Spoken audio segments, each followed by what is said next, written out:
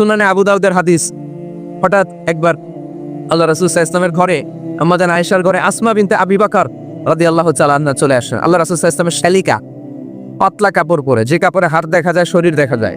আল্লাহ রাসূল সাল্লাল্লাহু আলাইহি ওয়াসাল্লাম চেহারাটা ঘুরিয়ে নিলেন, রেগে গেলেন এবং বললেন, আসমা, তুমি এখন বড় হয়েছো, তুমি এখন বড় হয়েছো, ছোট্টটি নেই। নারীরা যখন সাবালিকা হয় তখন এতটুকু আর এতটুকু ছাড়া পুরো দেহকে ঢেকে রাখতে হয়। সুবহানাল্লাহ পড়বেন না? ইমাম আল আযম আবু হানিফা এই হাদিস থেকে দলিল নিয়েছেন। আরো দলিল আছে, সহিহ মুসলিম হাদিসের বর্ণনাকারী জাবির ইবনে আব্দুল্লাহ রাদিয়াল্লাহু তাআলা আনহু, ঈদের দিনে আল্লাহ রাসূল সাল্লাল্লাহু আলাইহি ওয়াসাল্লাম ঈদের সালাত পড়লেন আযান একামত ছাড়া। সালাত পড়ানোর পরে তিনি তাকওয়ার ওয়াজ করলেন, সাহাবীদেরকে নিয়ে তিনি চলে যাচ্ছেন। হঠাৎ নারীদেরকে দেখে নারীরা বললেন, আমাদেরকে ওয়াজ করেন। আল্লাহর হাবিব সাল্লাল্লাহু আলাইহি ওয়াসাল্লাম নারীদের সামনে ওয়াজ শুরু করে দিলেন। হাদিসের বর্ণনাকারী জাবির ইবনে আব্দুল্লাহ উনি বললেন, নারীদেরকে নিয়ে যখন আল্লাহ রাসূল সাল্লাল্লাহু আলাইহি ওয়াসাল্লাম ওয়াজ করতেছিলেন, আল্লাহ রাসূল যে ওয়াজটা সবচেয়ে গুরুত্ব দিলেন, আল্লাহর হাবিব সাল্লাল্লাহু আলাইহি ওয়াসাল্লাম বললেন, তাসাদ্দাকনা, নারীরা তোমরা সদকা করো, দান খয়রাত করো, কারণ আমি দেখেছি তোমরাই বেশিরভাগ হবে জাহান্নামের লাকড়ি, তোমরাই বেশিরভাগ জাহান্নামের লাকড়ি হবে। এই কথা শুনে ফাকামাত ইমরাআতুন মিন ওয়াসাতিহিন, এক নারী দাঁড়ালো, নারীদের মাঝখান থেকে এক নারী দাঁড়িয়ে হাত তুললো।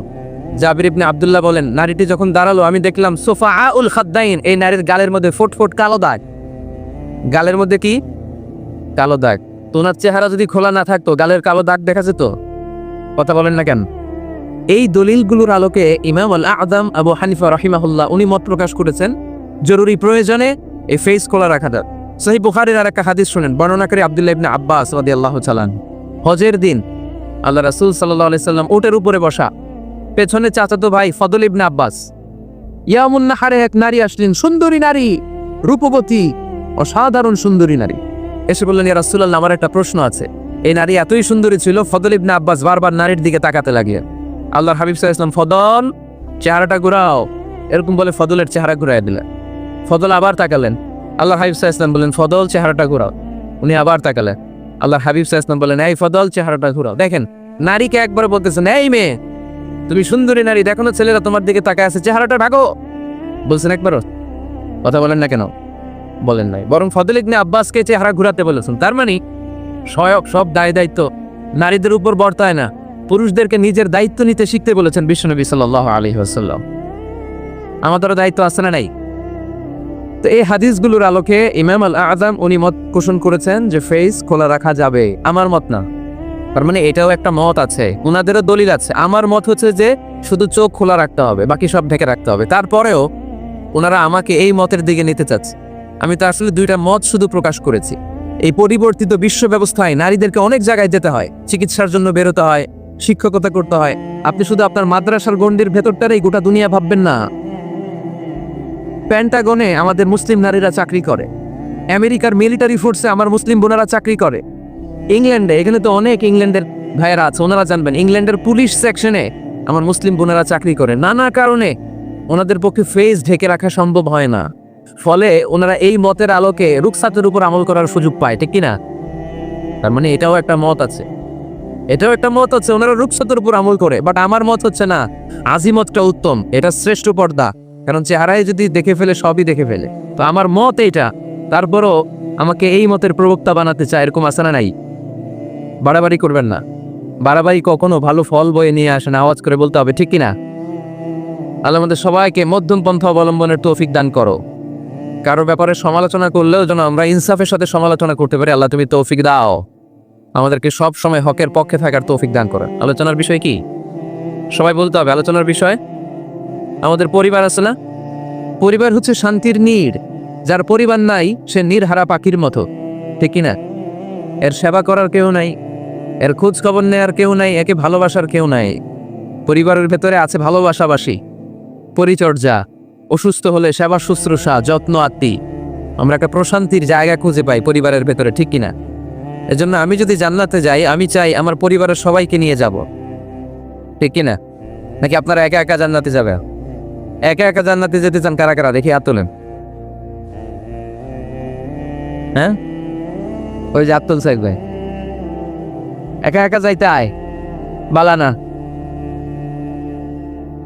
একা একা যাওয়া যাবে না, আমরা সবাই মিলে যাবো ইনশাল্লাহ। পড়েন, এজন্য রাব্বুল আলামিন বলেন, يا أيها الذين آمنوا قوا أنفسكم وأهليكم نارا وقودها الناس والحجارة عليها ملائكة غلاظ شداد لا يعصون الله ما أمرهم ويفعلون ما يؤمرون সুবহানাল্লাহ পড়েন।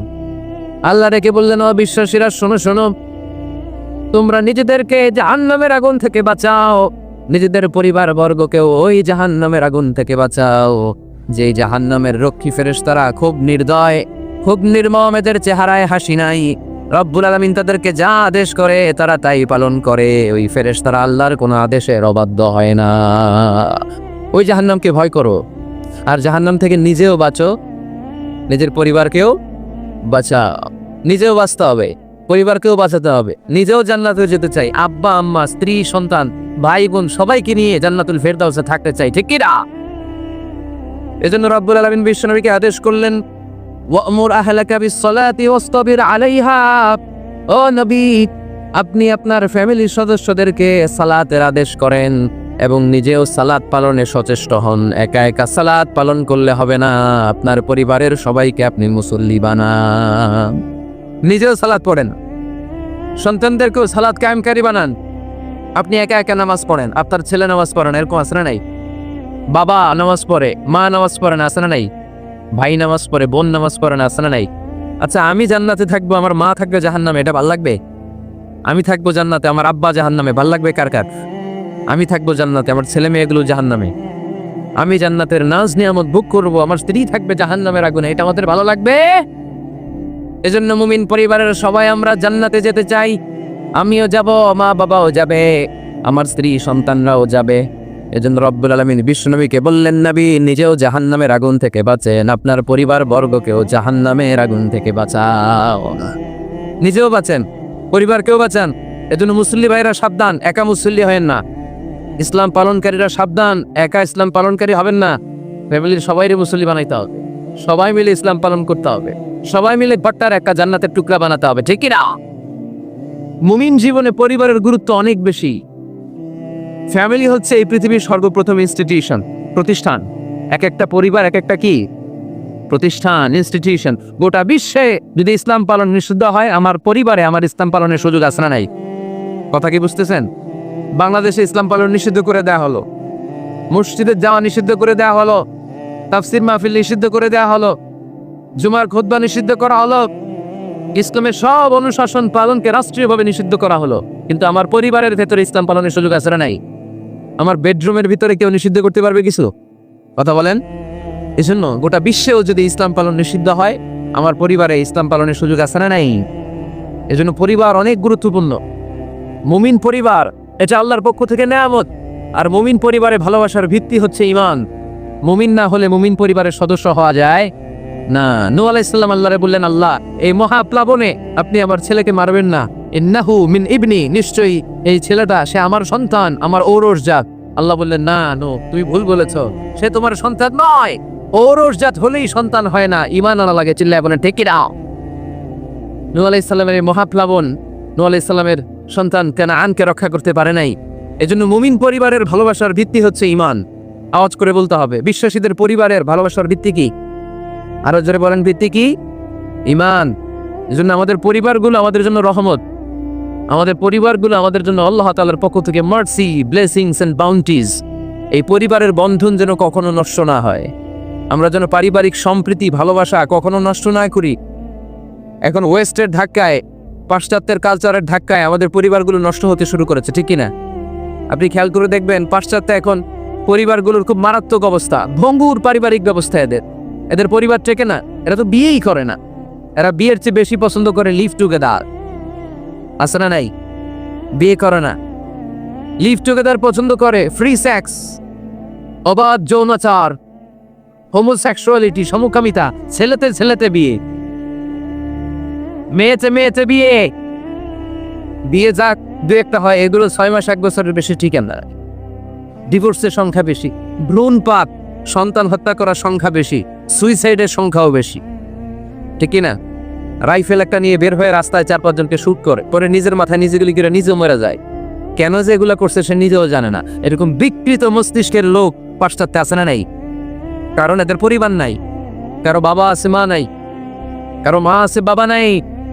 এজন্য পরিবারগুলো আল্লাহ তাআলার পক্ষ থেকে আমাদের জন্য নেকমাহ, অনেক বড় রহমত, অনেক বড় বরকত। এজন্য ইসলাম পরিবার গঠন করতে বলেছে, ইসলাম পরিবারকে সংরক্ষণ করতে বলেছে, ইসলাম এই ফ্যামিলি ইনস্টিটিউশনকে আরো শক্তিশালী করতে বলেছে। চিল্লায় বলেন ঠিক কিনা?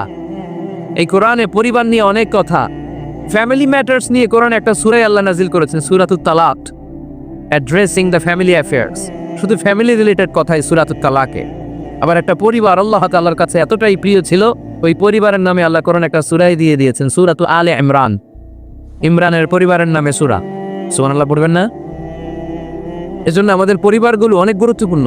আমরা বুঝি না, আমরা পরিবারের সম্প্রীতি ভালোবাসাকে অটুট রাখার ব্যাপারে সচেতন থাকি না, কিন্তু ইসলাম এই পরিবার সংরক্ষণে অনেক গুরুত্ব দিয়েছে। আমাদের পরিবারগুলো সুখী হোক, সমৃদ্ধ হোক, শান্তিময় হোক, আমরা চাই কি চাই না? আওয়াজ করে বলেন না, চাই কি চাই না? এজন্য আজকের আলোচনার বিষয় হচ্ছে পরিবার। সুখী পরিবারের ফর্মুলা আজকে আপনাদেরকে শোনাবো, কি করে পরিবারকে সুখে রাখতে হয়, শান্তিতে রাখতে হয়, কোরআনের আলোকে। শুনতে চান? শুনতে চান সবাই? কষ্ট হচ্ছে না তো? এবার আলোচনায় যাই। সুখী পরিবারের ফর্মুলা। কোন পরিবার? আওয়াজ করে বলেন, আরো জোরে বলেন। সুখী পরিবারের ফর্মুলা কোরআন সুন্নাহর আলোকে আজকে আমরা এটা জেনে যাব, কি করলে আমাদের ফ্যামিলিগুলো সুখী হবে, সমৃদ্ধ হবে। কোরআন থেকে আমরা যদি প্রেসক্রিপশন নেই, তাহলে কোরআন বলে আমাদের ফ্যামিলিগুলোকে সুখী আর শান্তিময় করতে হলে আমাদের ফ্যামিলির ভেতরে একে অপরকে সালাম দেওয়ার প্রচলন বাড়াইতে হবে। কি দিবেন? আওয়াজ করে বলেন, কি দিবেন? ফাইদা দাখালতুম বুয়ুতান ফাসাল্লিমু আলা আনফুসিকুম তাহিয়াতাম মিন ইনদিল্লাহি মুবারাকাতান তাইয়্যিবা। রব্বুল আলামিন বলেন, যখন তোমরা তোমাদের ঘরে ঢুকবা, ঢুকেই পরিবারবর্গকে একে অপরকে সালাম দাও। এটা আল্লাহর পক্ষ থেকে অভিবাদন পদ্ধতি, এটা বরকতময়, এটা পবিত্র। সুবহানাল্লাহ পড়ে। ইদা দাখালতুম বুয়ুতান ফাসাল্লিমু আলা আনফুসিকুম, ঘরে ঢুকেই সালাম দাও। সালাম মানে শান্তি। সালাম দেই না, এজন্য ঘরে শান্তিও নাই। ঠিক কি না? আজকে যে সালাম দেওয়া যাবে না, বাসায় যে ভাবির আগে সালাম দিবেন, পারবেন না? ভাবি আগে দিতে হবে। কে আগে দিবে শুনি? আপনি আগে। তুমি বিয়ে করছো নি? হ্যাঁ, আগে আগে সালাম দিবেন। রাজি আছেন? ঘরে ঢুকেই সালাম। বাবা দিবে ছেলেকে সালাম, ছেলে দিবে বাবাকে সালাম। স্বামী দিবে স্ত্রীকে সালাম, স্ত্রী দিবে স্বামীকে সালাম। ভাই দিবে বোনকে সালাম, বোন দিবে ভাইকে সালাম। সালাম মানে শান্তি। সালাম নাই, এজন্য ঘরেও শান্তি নাই। চিল্লায় বলেন ঠিক কি না? এজন্য আল্লাহ বললেন, তোমার ঘরে যখন তুমি ঢুকবা, ফাইদা দাখালতুম বুয়ুতা ফাসাল্লিমু আলা আনফুসিকুম, তোমরা নিজেদেরকে সালাম দাও। তাহিয়াতাম মিন ইনদিল্লাহ, এটা আল্লাহর পক্ষ থেকে অভিবাদন পদ্ধতি। মুবারাকাতান তাইয়্যিবা, এই সালামের মধ্যে আছে বরকত, এটা পবিত্র। এজন্য ঘরে যদি আমরা সালামের প্রচার প্রসার বাড়াই, আমাদের ঘরগুলোরে শান্তিময় করবে কে? এটা হচ্ছে নিজেদের ঘর। নিজেদের ঘরে ঢুকলাম, সালাম দিলাম। অন্যের ঘরে তার সালাম তালাম লাগবে না, না? অন্যের ঘরেও লাগবে। সে আদেশ কোরআনের ভেতরে আছে না নাই? রাব্বুল আলামিন বলেন, ইয়া আইয়ুহাল্লাযীনা আমানু লা তাদখুলু বুয়ুতান গায়রা বুয়ুতিকুম হাত্তা তাস্তানিসু ওয়া তুসাল্লিমু আলা আহলিহা। সুবহানাল্লাহ পড়েন। আল্লাহ রেখে বললেন, ও ঈমানদার, ও বিশ্বাসীরা, অন্যের ঘরে যখন তোমরা প্রবেশ করবা, খবরদার প্রবেশ করার আগে অনুমতি নিয়ে নাও। অনুমতি নেওয়ার পাশাপাশি ঘরে ঢোকার আগে সালাম দিয়ে দাও। সুবহানাল্লাহ পড়ে। তাহলে নিজের ঘরে ঢুকি আর অন্যের ঘরে ঢুকি কি দিব? আওয়াজ করে বলতে হবে, কি দিব?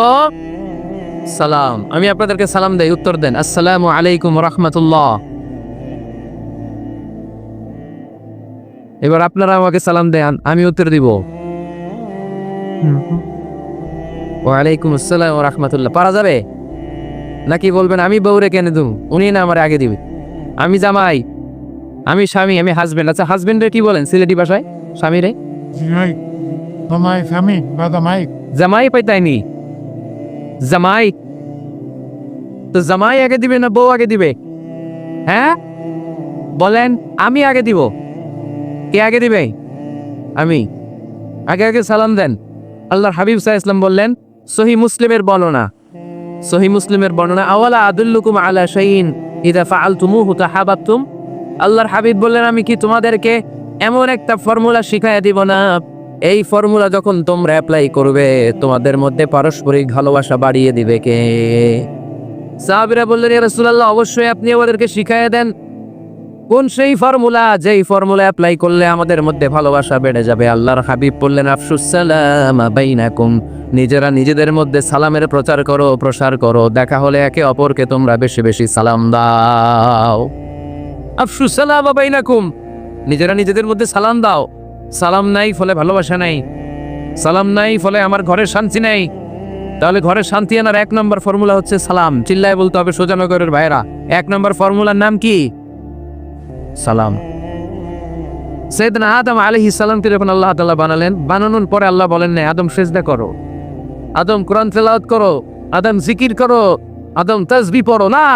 আল্লাহ প্রথম যে আদেশটা দিয়েছেন সেটা হচ্ছে সাল্লিম, আদম সালাম দাও। আদম কি দাও? সালাম দাও। আল বাদিউ বিস সালামি বারিউম মিনাল কিবর, আগে আগে যে সালাম দেয় তার অন্তর থেকে অহংকার উঠিয়ে নেয় কে? আমাদের অন্তরে অহংকার আছে না নাই?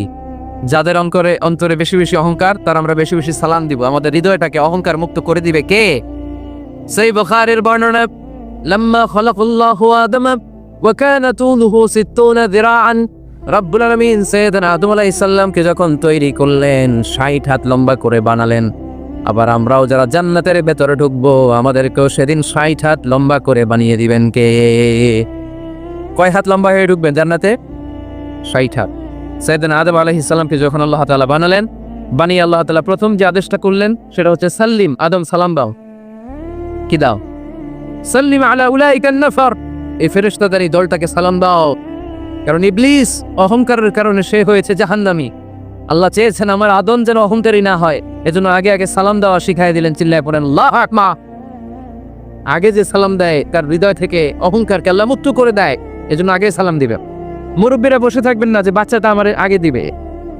অনেক মুরব্বীরা এরকম করে যে আমি দেবো কেন, আমি তো মুরব্বী, ছোটরা আমারে দিবে, এরকম আছে না নাই? না, আপনি দেন না। আপনি কয়েকদিন দিতে দিতে লজ্জায় পড়ে বাচ্চাটাও আপনার সালাম দিতে শুরু করবে, ঠিক কিনা? আপনি আপনার স্ত্রীকে কয়েকদিন দিয়ে দেখেন না, কয়েকদিন দিয়ে দেখেন, দেখবেন কয়েকদিন পরে আপনার স্ত্রীও আপনাকে সালাম দিতে শুরু করবে, ঠিক কিনা? এজন্য ফ্যামিলিতে সুখ শান্তি আনার প্রথম মাধ্যম হচ্ছে সালাম। প্রথম মাধ্যম কি? সালাম দিন আর সালামাতে থাকুন। সালাম দিন আর কিসে থাকুন? সালামাতে থাকুন। জান্নাতে যখন জান্নাতীরা যাবে, জান্নাতীদেরকে বারবার সালাম দেওয়া, প্রতিটা গেটেই ফেরেশতারা সালাম দিবে। চিল্লায় পড়েন আল্লাহু আকবার। ফেরেশতারা বলবে সালামুন আলাইকুম তিবতুম ফাদখুলুহা খালিদিন। ও জান্নাতীরা আসেন, বসেন, আল্লাহর পক্ষ থেকে আপনাদের জন্য সালাম। ওয়া তাহিয়াতুহুম ফিহা সালাম, জান্নাতের অভিবাদন পদ্ধতির নাম হচ্ছে সালাম। জান্নাতীরাও একে অপরকে সালাম দিবে। সুবহানাল্লাহ করেন। জান্নাতে ঢুকলেই সালাম, জান্নাতে বসলেই সালাম, জান্নাতে একে অপরের সাথে দেখা হলেই সালাম। তাই যারা ঘরের ভিতরে জান্নাতি আমেজ উপভোগ করতে চান তারা একে অপরকে সালাম দিবেন। রাজি আছেন? সালাম দিন আর সালামাতে থাকুন। ঘরে যারা জান্নাতি সুখ অনুভব করতে চান তারা সালাম দিবেন। তাহলে আজকে থেকে ঘরে সুখ সমৃদ্ধি আর শান্তি ফিরিয়ে আনার প্রথম ফর্মুলা আমরা জানলাম সালাম। চিল্লায় বলেন প্রথম ফর্মুলা কি? মনে থাকবে না ভুলে যাবেন? বাসায় যে আজকে সালাম দেয়া যাবে, সবাই পারবেন? মাশাআল্লাহ। 1 নম্বর পয়েন্ট শেষ। ঘরে শান্তি রাখার, রহমত রাখার 2 নম্বর পদ্ধতি হচ্ছে ঘরে ছবি টাঙিয়ে রাখবেন না। ছবি না, বিয়ের ছবি টাঙিয়ে রাখবেন না। মৃত আব্বা আম্মার ছবি বাধাই করে টাঙিয়ে রাখবেন না। নেতা নেত্রীর ছবিও টাঙিয়ে রাখা যাবে না, এটা নিষেধ। রহমতের ফেরেশতারা আসে না, ঘরে ঢুকে না। ইন্নাল মালাইকাতা লা তাদখুলু বাইতান ফিহি তামাসিল ওয়া সূরা, যে ঘরে মূর্তি আছে আর ছবি টাঙিয়ে রাখে ওই ঘরে রহমতের ফেরেশতা প্রবেশ করে না। তো ঘরে যে রহমত নাই, শান্তি নাই, আপনি রহমতের ফেরেশতা ঢুকার ব্যবস্থাই তো রাখেন নাই। এত রহমত নিয়ে আসতে চায় কিন্তু ঢুকতে পারেন না, ওই যে ছবি টাঙিয়ে রাখছেন। এজন্য সুজানগরের ভাইয়েরা, আমাদের সুজানগরে যদি কারো ঘরে বিয়ের ছবি, আব্বা আম্মার ছবি, ফ্যামিলি গ্রুপ ছবি বা নেতা নেত্রীর ছবি থাকে, আজকে খুলে ফেলা যাবে না? খুলে ফেলা যাবে মুসলমান? খুলে ফেলবেন। হ্যাঁ, আপনি ফ্যামিলি গ্রুপ ছবি রাখতে পারেন, আব্বা আম্মা ভাই বোন সবাই মিলে একটা গ্রুপ ছবি তুললে স্মৃতির জন্য রাখা যায়, এটা অ্যালবাম বন্দি করে রাখবেন। মাঝে মাঝে দেখবেন, দেখলে মৃত্যুর কথা স্মরণ হয়। আয় রে, 10 বছর আগের ছবিটা দেখলে কি কুচকুচে কালো দাড়ি ছিল আমার, এখন সাদা হয়ে গেছে, ঠিক কিনা? তখন বুঝবেন যে মৃত্যুর দিকে আমি এগিয়ে যাচ্ছি। এই দুনিয়াটা ক্ষণিকের, একটা ধোঁকা, একটা মরিচিকা, একটা লোভ আর লালসার পেছনে আমরা ছুটে বেড়াচ্ছি। ধোঁকা, আসল জীবন কবরের জীবন।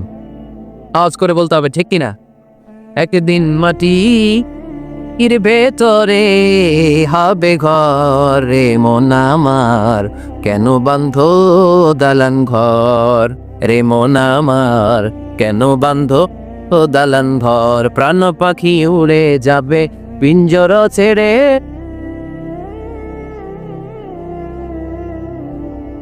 ধরা ধাবে সবই রবে তুমি যাবে চলে। বন্ধু বান্ধব যত মাতা পিতা দ্বারা সুত, বন্ধু বান্ধব যত মাতা পিতা দ্বারা সুত, সবই হবে তোমার পরে মন আমার, কেন বান্ধ দালান ঘর। একদিন মাটি ভেতরে হবে ঘরে মন আমার, কেন বান্ধ দালান ঘর। ঠিক কিনা? পুরাতন ছবির অ্যালবামগুলো খুললে মৃত্যুর কথা স্মরণ হয়। আহা, দাদা পাশে বসা ছিল, আজকে দাদা নাই। নানারা নিয়ে একটা ছবি তুলে অ্যালবামে রাখছিলাম, আজকে নানা নাই। বাবার সাথে ছবি ছিল, আজ বাবা নাই। মৃত্যুর কথা স্মরণ আছে না নাই? প্রয়োজনে আব্বা আম্মার সাথে বা নিজেদের ফ্যামিলি গ্রুপ পিকচার তুলতে পারবেন, এটা অ্যালবাম বন্দি করে রাখেন, কিন্তু টাঙিয়ে রাখা যাবে? রাখবেন আপনারা? আর রাখবেন না। অনেকে কুকুরের শো পিস কিনে, কুকুরের, বিড়ালের, কুমিরের শো পিস কিনে শো কেসে সাজিয়ে রাখে, আছে না নাই? সুজানগরে বোধহয় এগুলো নাই, তাই না? হ্যাঁ, সুজানগরে এগুলো আছে না? এগুলো আপনি রাখতে পারবেন না, এগুলো রাখবেন না। ইন্নাল মালাইকাতা লা তাদখুলু বাইতান ফিহি তামাসিল ওয়া সূরা, যেই ঘরে ছবি টাঙিয়ে রাখা হয়, মূর্তি সাজিয়ে রাখা হয়, আল্লাহর রহমতের ফেরেশতারা ওই ঘরে কশিনকালেও প্রবেশ করে না। তবে ছোট্ট মেয়েদেরকে পুতুল কিনে দেয়া যায়। কাদেরকে কথা বলেন? ছোট্ট মেয়েদেরকে দেখবেন, ওরা পুতুলকে বাচ্চার মতো আদর করে, এটারে দুধ খাওয়ায়, এটার জন্য রান্না করে, গোসল করায়, আছে না নাই?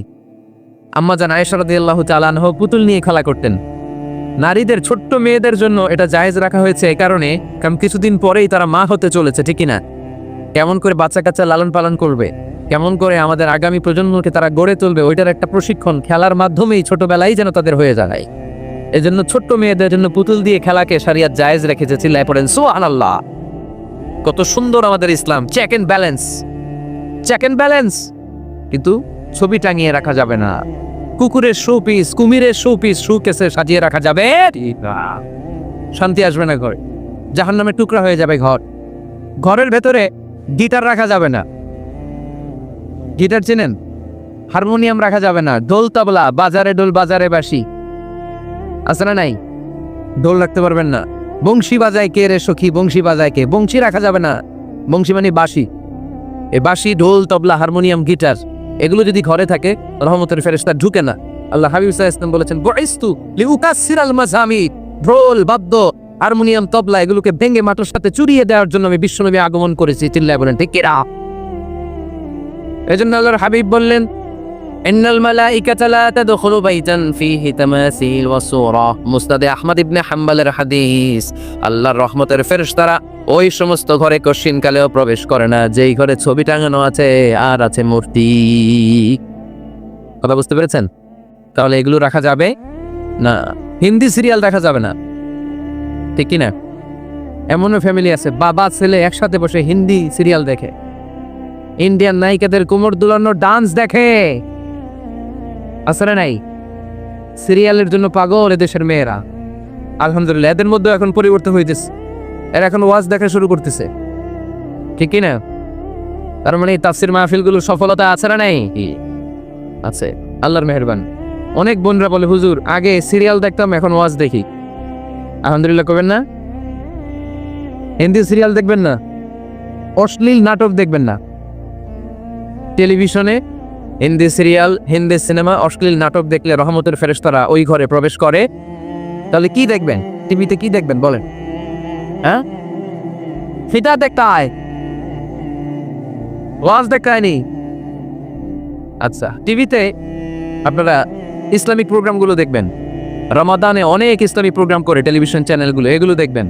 সৌদি আরবের সরাসরি লাইভ প্রোগ্রাম, এগুলো দেখবেন। জিওগ্রাফিক্যাল চ্যানেল আছে, দেখবেন। অ্যানিমেলস কিংডম দেখবেন, আফ্রিকার জঙ্গলে কত ধরনের প্রাণী পাওয়া যায়, সাগরের অতল গহ্বরে কি ধরনের মাছ আল্লাহ সৃষ্টি করে রেখেছে। সি ওয়ার্ল্ড আমরা জানি না, সাগরের অতল গহ্বরের রাজ্য কেমন। অ্যানিমেলস কিংডম আর জিওগ্রাফিক্যাল চ্যানেল, এগুলো দেখবেন। টক শো দেখতে পারেন, নিউজ দেখতে পারেন। এমন প্রোগ্রামগুলো দেখেন যেগুলো শিক্ষণীয়, নিজেকে জ্ঞানী ও আলোকিত করে গড়ে তুলতে সহায়তা করে, এমন প্রোগ্রামগুলো দেখবেন। আওয়াজ করে বলেন ঠিক কিনা। এর বাইরে হিন্দি সিরিয়াল, নাচানাচি, রূপবানে নাচে কোমর দুলাইয়া, আসরা নাই, তারা বলবে তো করে পিটামো আমরা ঝুলাইয়া, এগুলো দেখা যাবে, তাহলেই শান্তি আসবো। তাহলে সালামের পরে 2 নাম্বার যে ফর্মুলা জানলাম, ছবি টাঙিয়ে রাখা যায় না, ঘরে মূর্তি, কুকুরের মূর্তি, শোপিস রাখা যায় না, হিন্দি সিরিয়াল, অশ্লীল নাটক, গান বাজনা, এগুলো ঘরে দেখা যাবে না। এগুলো দেখলে আল্লাহর রহমত ঘরের ভেতরে প্রবেশ করবে না। মনে থাকবে সবার? মনে থাকবে তো? সমাজে পরিবর্তন আসতে শুরু করেছে। আগে শ্রমিক ফেডারেশনের এরা যাত্রাপালা করতো, তাই না? নাচানাচি, দুনিয়াকে মজা লেলো, রুব্বানে নাচে কোমর দুলাইয়া, না? উনিও জানে রুব্বানে নাচে কোমর দুলাইয়া, ফেরেশতারা বলবে তো করে পিডামো আমরা জুলাইয়া। মায়ের আসরে নাই, প্রশ্ন করা হবে। কবরে যেতে না যেতেই প্রশ্ন করা হবে, মরতে আমাদেরকে হবেই। আকসিরু যিকরা হাজিমিল লাজ্জাত, পৃথিবীর সব স্বাদকে পানসা করে দেয়, ওই বিষয়টাকে বেশি বেশি স্মরণ করো। বিশ্বনবী বলেছেন সব স্বাদকে পানসা করে দেয় কি?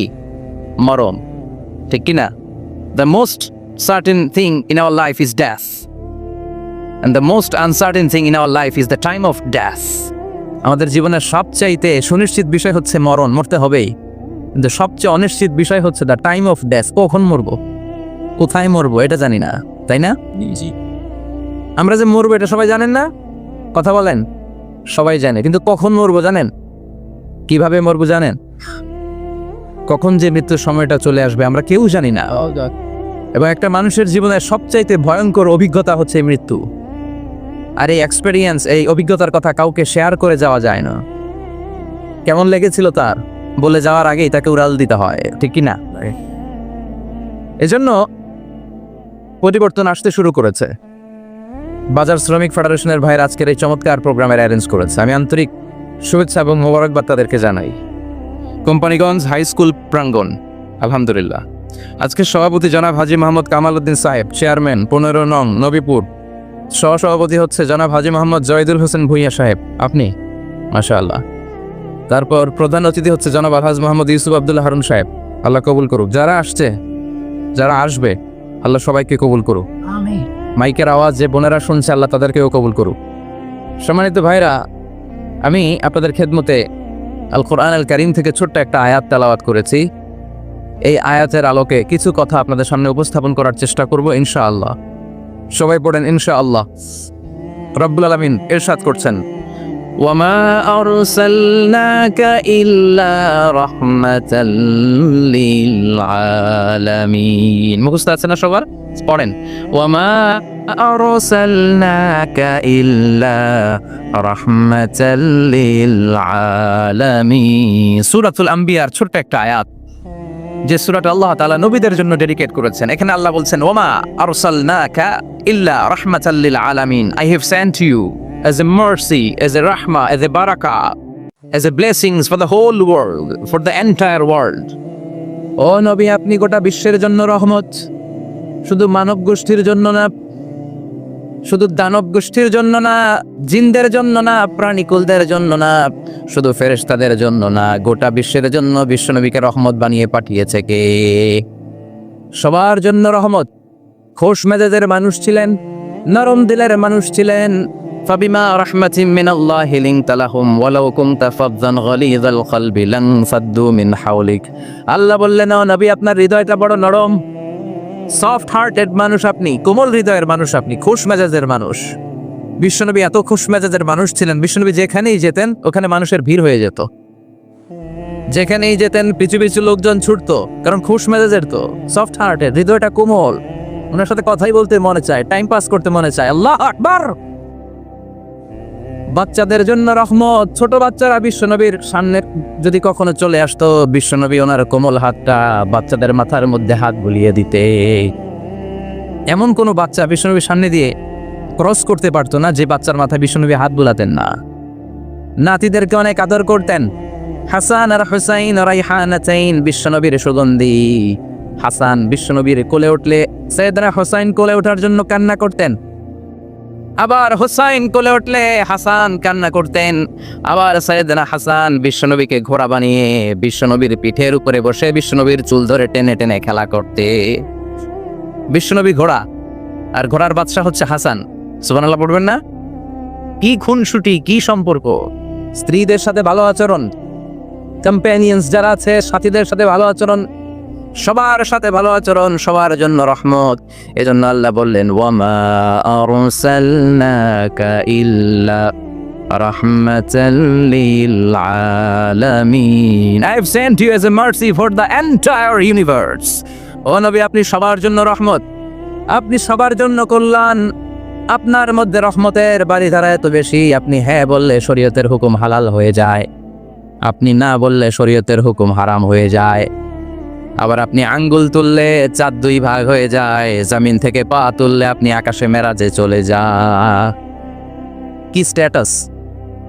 কুড ইউ ইমাজিন কি স্ট্যাটাস আল্লাহ ওনাকে দিয়েছে। উনি হ্যাঁ বললে এটা হালাল, কারণ কোনটা হালাল কোনটা হারাম এটা ওনার কাছ থেকে জেনেছে। উনি যদি বলে ইয়েস, করতে পারবেন আপনারা, হালাল, কোটি কোটি মানুষের জন্য পারমিসিবল, লিগ্যাল।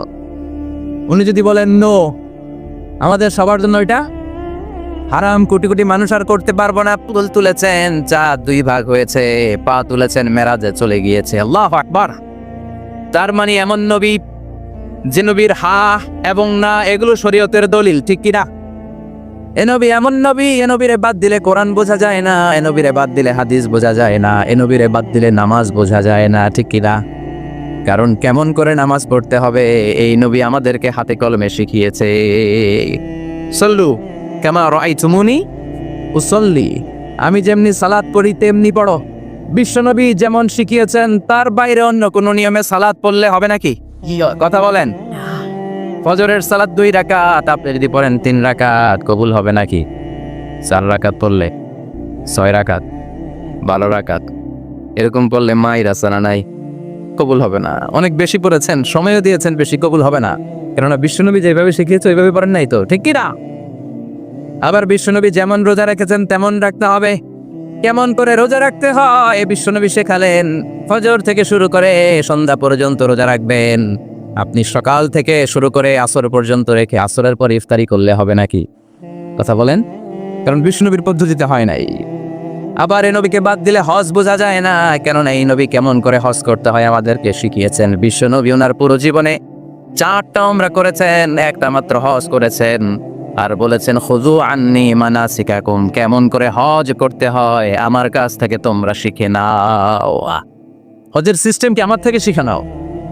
মাত্র একবার হজ করেছেন, তাতেই হজের সব আহকামগুলো আমাদের কাছে ক্রিস্টাল ক্লিয়ার, স্বচ্ছ কাচের মতো, স্ফটিক কাচের মতো, স্বচ্ছ পানির মতো এত সুন্দর তিনি বর্ণনা দিয়েছেন। এই বর্ণনার উপর ভিত্তি করে লক্ষ লক্ষ মানুষ গোটা বিশ্ব থেকে কাবার প্রান্তরে জমা হয়, ঠিক কিনা? মাসাবাতান লিন্নাসি ওয়া আমনা, গোটা বিশ্বের মানুষের মিলন কেন্দ্র। আপনি যখন মসজিদুল হারামে যাবেন, মসজিদে নববীতে যাবেন, দেখবেন আজান হয়ে গেলে লক্ষ লক্ষ মানুষ কাবার দিকে ছুটে, ঠিক কিনা? আজান হওয়ার সাথে সাথে সারে আল হিজরা দিয়ে, জারওয়াল দিয়ে, গাজ্জা দিয়ে, আজিয়াদ রোড দিয়ে পঙ্গপালের মতো মানুষগুলো কাবা কেন্দ্রিক হতে শুরু করে। কারণ কাবা হচ্ছে অ্যাসেম্বলি পয়েন্ট, গ্যাদারিং পয়েন্ট, এটা মিলন কেন্দ্র। এই কাবাকে কেন্দ্র করে প্রতিদিন লক্ষ লক্ষ মানুষের মিলন মেলা বসে। চিল্লায় বলেন ঠিক কিনা? কেমন করে হজ পালন করবেন বিশ্বনবী শেখালেন। কারণ বিশ্বনবীরে বাদ দিলে হজ বোঝা যায় না। তার মানে বুঝলাম উনি হ্যাঁ বললে হালাল, না বললে হারাম। ওনারে বাদ তো কোরআন বাদ, উনি বাদ তো হাদিস বাদ। কথা বলেন। উনি বাদ তো নামাজ বাদ, উনি বাদ তো রোজা বাদ, উনি বাদ তো হজ বাদ। এজন্য ওনারে বাদ দিলে কোরআন বোঝা যায় না, নামাজ বোঝা যায় না, ওনারে বাদ দিলে হজ বোঝা যায় না। তাই ওনার সাথে যারা বেয়াদবি করবে ওদেরকেও এমনি এমনি ছেড়ে দেয়া যায় না। বিশ্বনবীর সাথে যদি বেয়াদবি করে এটা অনেক বড় ধরনের বেয়াদবি, এটা রাষ্ট্রীয় আইন করে ওকে শাস্তি দিতে হবে, ঠিক কিনা? বিশ্বনবীর বিরুদ্ধে যদি ব্লগে কিছু লিখে, কেউ ব্লগ লিখে, বিশ্বনবীর পারিবারিক জীবন নিয়ে যদি কেউ কটু কথা বলে, বাজে মন্তব্য করে, বিশ্বনবীর ব্যাপারে যদি শাহবাগের চত্বর থেকে, প্রজন্ম চত্বর থেকে কোনো কথা বলে, ওই বেয়াদবগুলারে ফাঁসির রশিতে ঝুলানোর দরকার আছে। Very sensitive issue. বিশ্বনবীর সম্মান গোটা উম্মার সম্মান, কারণ বিশ্বনবী বাদ তো পুরো ইসলাম বাদ। এজন্য আমার নবীর বিরুদ্ধে কথা বললে ওর সাথে আমাদের কোনো কথা নাই, চিল্লায় বলেন ঠিক কিনা? এই সেন্সিটিভ ইস্যুতে আমরা সবাই এক। এখানে জামাত ইসলাম নাই, হেফাজতে ইসলাম নাই, তাবলিগ নাই, আলিয়া নাই, কওমি নাই। বিশ্বনবীর সাথে বেয়াদবি করলে ওগুলোকে রাষ্ট্রীয়ভাবে ফাঁসি দেওয়ার দরকার, শাস্তি দেওয়ার দরকার আছে না নাই? সবাই একমত? এই বেয়াদবগুলোর সাথে আমাদের কোনো সম্পর্ক নাই, চিল্লায় বলেন ঠিক কিনা? এই বেয়াদবগুলো যদি নবীর ব্যাপারে আর কিছু বলে, সবাই মাঠে নামতে রাজি আছেন তো? এদের বিরুদ্ধে মুষ্টিবদ্ধ হাত নিয়ে ময়দানে থাকতে রাজি আছো তো মুসলমান?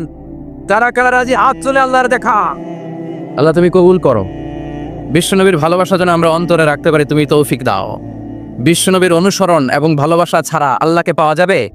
আল্লাহকে যে পাইতে চায় হাজরাতের অনুসরণে, আরশ কুরসি লৌহ কালাম না চাইতে পেয়েছে সে।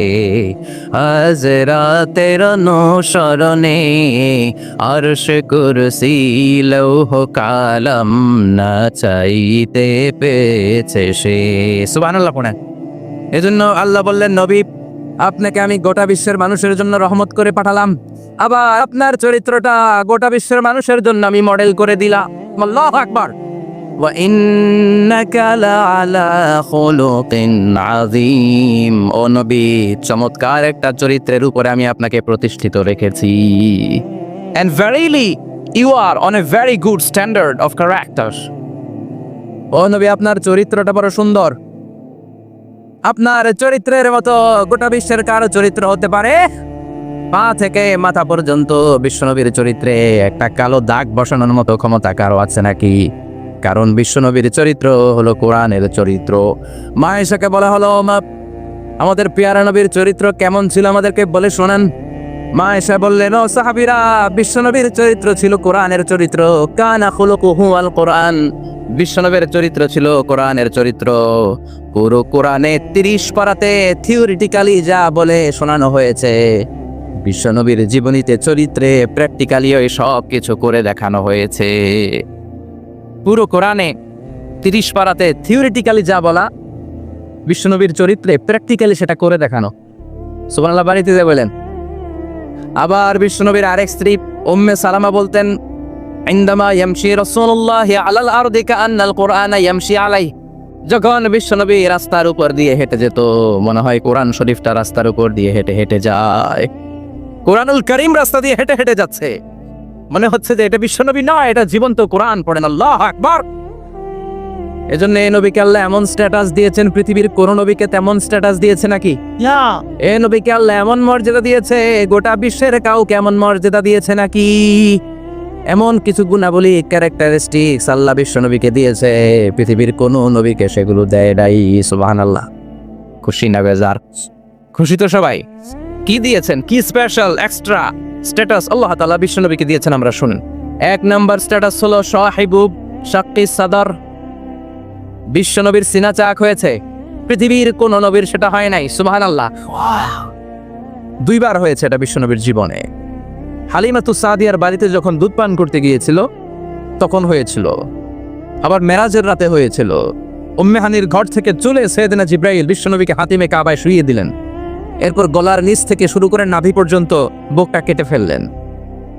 বিশ্বনবীর হৃদয়টাকে বের করলেন, জামজামের পানি দিয়ে ধৌত করলেন, আবার পেটের ভেতরে হৃদয়টাকে ঢুকিয়ে দিলেন। দিস ইজ কল্ড শাক্কে সাদার। উর্দু ফার্সিতে বলে সিনা চাক, ইংরেজিতে বলে ওপেন হার্ট সার্জারি। সুবহানাল্লাহ পড়বেন না? আমাদের অনেকের ওপেন হার্ট সার্জারি হয় না? গলা থেকে নাভি পর্যন্ত কাটা, সেলাই করে দিলে আবার বাঁচে। এটা বিশ্বনবীর সিনা চাক থেকে আবিষ্কার হয়েছে। পড়েন আল্লাহু আকবার। যে সমস্ত সাহাবারা বিশ্বনবীকে খালি গায়ে দেখেছে, উদম গায়ে দেখেছে, তারা বর্ণনা করেছে 2টা কাপড় মাঝখান দিয়ে সেলাই করলে যেমনি দাগ দেখা যায়, আমরা বিশ্বনবীর গলা থেকে নাভি পর্যন্ত এরকম সেলাইয়ের দাগ দেখতে পেয়েছি। শাকুস সাদার, special status of the last Messenger Muhammad সাল্লাল্লাহু, আর কোন নবীকে আল্লাহ এটা দেয় নাই। খুশি না বেজা? আবার উনি হলেন সাহিবুল মেরাজ, ওনার মেরাজ হয়েছে, আর কোন নবীর হয়েছে নাকি? কথা বলেন। বিশ্বনবীর হৃদয়টা বড় ভাঙা, কলিজা টুকরা স্ত্রী খাদিজা নাই, যাকে সবচেয়ে ভালোবাসতেন, সবচেয়ে প্যার করতেন, যাকে মাহাব্বাত করতেন। এবং সাইয়েদাতুনা খাদিজার জন্য বিশ্বনবী মা আয়েশাকে ধমকও দিয়েছেন।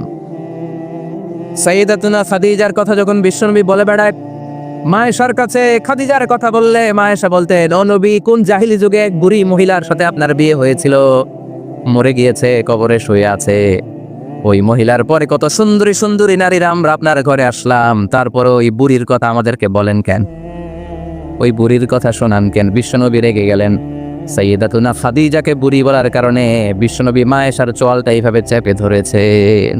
কোনোদিন স্ত্রীর গায়ে হাত তোলেননি, শুধু এই একবার খাদিজাকে বুড়ি বলার কারণে মা আয়েশার থুতনি চেপে ধরেছিলেন। আল্লাহ হক। আবার বিশ্বনবী বলতেন, রুজিকতু হুব্বাহা, খাদিজার ভালোবাসা আল্লাহ আমার হৃদয়ে ঢুকিয়ে দিয়েছে। আবার বিশ্বনবী দোয়া করলে বলতেন, ও আল্লাহ, ওই কিয়ামতের ময়দানে যেদিন বন্ধু বন্ধুরে চিনবে না, বাবা ছেলেরে চিনবে না, মা তার মেয়েরে চিনবে না, পীর সাহেব মুরিদরে চিনবে না, মুরিদ পীর সাহেবরে চিনবে না, ওই কঠিন দিনে যেন আমি আমার কলিজার টুকরা খাদিজারে ভুলে না যাই। ওই কঠিন দিনে আমি যেন আমার খাদিজারে চিনতে পারি। সুবহানাল্লাহ। তার মানে ভালোবাসা বেশি না কম? সাইয়েদাতুনা খাদিজা ইন্তেকাল করলেন জাবালে হাজুনের পাশে ওনার কবর। যারা হজ উমরা করতে গিয়েছেন দেখেছেন না, মক্কায় একটা কবর আছে, এটা মাকবারাতুল মাআলা, মাআলা, কিন্তু এটারে বাংলাদেশিরা বলে জান্নাতুল মুআল্লা। কি বলে? এটারে জান্নাতুল মুআল্লা বলবেন না, কারণ এই কবরস্থানে অনেক কাফির মুশরিকেরও কবর আছে, তো ওদের কবরস্থান কি জান্নাত হতে পারে? এটাকে মাকবারা বলবেন। মাকবারা মাআলা বা মুআল্লা, আর মদিনায় হচ্ছে মাকবারাতুল বাকিয়া। মুআল্লা কবরস্থান মক্কায়, আর বাকি কবরস্থান মদিনায়। এর পাশে বিশাল এক পাহাড়, হেরেম শরীফ থেকে দেখা যায় জাবালে হাজুন, এর পাদদেশে বিশ্বনবী নিজ হাতে সাইয়েদাতুনা খাদিজাকে কবর দিয়েছেন। কবর দিয়ে সবাই চলে যায়, বিশ্বনবী যায় না। দাঁড়িয়ে দাঁড়িয়ে কাঁদতে লাগলেন। সাইয়েদনা আবু বকর বলে, নবী চলেন ঘরে ফিরে যাই। বিশ্বনবী বললেন, তুমি যাও, আমি যাব না। যেই মহিলাটাকে এইমাত্র কবর দিলাম সাধারণ মহিলা না, আমার বিপদের দিনের সঙ্গিনী খাদিজা। আজীবন আমাকে ছাতার মতো শেল্টার দিয়েছে, সমস্ত সম্পদ আমার পায়ের সামনে বিছিয়ে দিয়েছে রে আবু বকর। কি প্যার করতেন বিশ্বনবীকে। সাইয়েদাতুনা খাদিজা ইন্তেকাল করলেন, চাচা আবু তালেব ইন্তেকাল করল।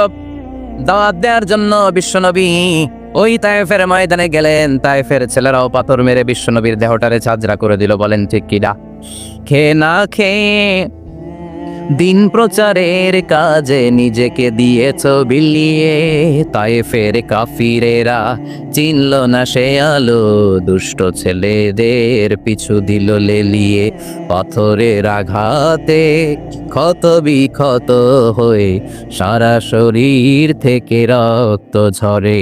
হে রাসূল তোমাকে ভুলি আমি কেমন করে, হে রাসূল তোমাকে বলি আমি কেমন করে। ঠিক না? খাদিজা নাই, আবু তালেব নাই, তায়েফে যে মার খেয়ে আসলেন, অন্তরটা একেবারে ভাঙা, আর মন বসে না, কিচ্ছু ভাল লাগে না। বিশ্বনবীর মনের ভেতরে হাহাকার। বিশ্বনবীর মনে হলো, ডানে বায়ে দুনিয়ায় আমার মনে হয় কেউ নাই। বিশ্বনবী দুনিয়ায় বসে কষ্ট পায়, আরশের উপর থেকে এগুলো দেখে কে? আল্লাহ প্ল্যান করছেন কেমন করে আমার বন্ধুর মনটারে ভালো করা যায়। বিশ্বনবীকে স্পেশাল সারপ্রাইজ দেওয়ার জন্য আল্লাহ প্ল্যান করলেন। জিব্রাইল ডেকে বললেন, ও জিব্রাইল, আমার পেয়ারা নবীকে স্পেশাল সারপ্রাইজ দিব, কিন্তু এই সারপ্রাইজের গিফটটা তোমার হাত দিয়ে আমি দিতে চাই না, তুমি দিয়ে আসলে হবে না। আমার পেয়ারা নবীকে দুনিয়া থেকে টান দিয়ে আমার আরশের উপরে নিয়ে আসো। সাহিবুল মেরাজ, যেই নবীর মেরাজ হয়েছে আর কোন নবীর হয় নাই। এই মেরাজ করতে যে কত কাণ্ড, কত প্ল্যান প্রোগ্রাম। আল্লাহ টাইমের স্পিডকে আল্লাহ থামিয়ে দিলেন। মক্কা থেকে উঠিয়ে বিশ্বনবীকে এক মরুভূমিতে রাখা হলো রাতে। বললেন দোয়া করেন। দোয়া করে বিশ্বনবী বললেন, ভাই জিবরাইল, এটা কোন জায়গা, কোথায় দোয়া করব? সাইয়েদনা জিবরাইল বলেন, নবী কিছুদিন পরে এই জায়গায় আপনি হিজরত করে আসবেন, এই জায়গার নাম ইয়াসরিব, মদিনা। দোয়া করলেন। আবার সেখান থেকে তুলে এক পাহাড়ে রাখা হলো। নবী দোয়া করেন, দোয়া করে নবী বললেন, এটা কোন পাহাড়? অন্ধকার, আমি তো কিছু চিনি না। সাইয়েদনা জিব্রাইল বললেন, নবী এটা সাধারণ পাহাড় নয়, এই পাহাড়ের কথা আল্লাহ কোরআনে বলেছেন, এই পাহাড়ের কসম আল্লাহ কোরআনে খেয়েছেন। এই পাহাড়টা হলো আপনার ভাই মুসার পাহাড়, তুর পাহাড়। তুর পাহাড়ে তিনি দোয়া করলেন। কত কিছু করে বিশ্বনবীকে আল্লাহর আরশে নিয়ে যাওয়া হলো, সাহিবুল মেরাজ। বিশ্বনবী ছাড়া আর কোন নবীর কি এরকম মেরাজ হয়েছে? সবাই বলেন হয়েছে। এরপর উনি হলেন সাহিবুল শাফা, শাফাতের মালিক।